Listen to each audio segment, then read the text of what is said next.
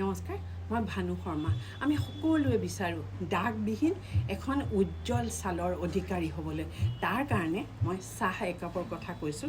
চাহকাপ কেনেধৰণে তৈয়াৰ কৰি খাম, সেয়া হৈছে জবা ফুল। জবা ফুলত ভিটামিন চি থাকে, এণ্টিঅক্সিডেণ্ট, আৰু ই ছালখনৰ মেলানিনসমূহ ৰেগুলেট কৰে, ছালৰ পিগমেণ্টেশ্যন নাইকিয়া কৰাত সহায় কৰে।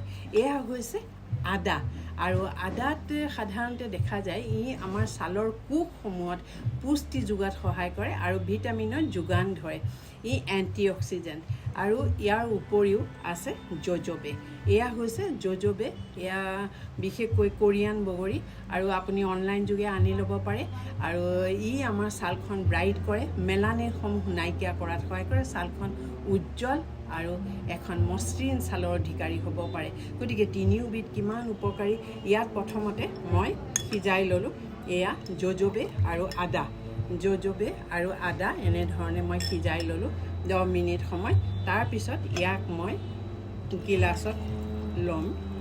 এয়া হৈছে জুজুবে চাহ, আৰু ইয়াত মই দিম এতিয়া জবা ফুল।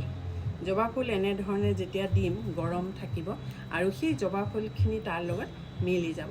তেতিয়া এই চাহখিনি যদি মই কমেও 15 দিন খাওঁ, মোৰ ছালখন একেবাৰে উজ্জ্বল হৈ যাব, ক্লিন হৈ যাব, আৰু ছালৰ ভিতৰত পুষ্টি যোগাব, অক্সিজেন প্ৰবাহিত হ'ব, আৰু পিগমেণ্টেশ্যন নাইকিয়া হ'ব। কিমান উপকাৰী নহয়নে বাৰু?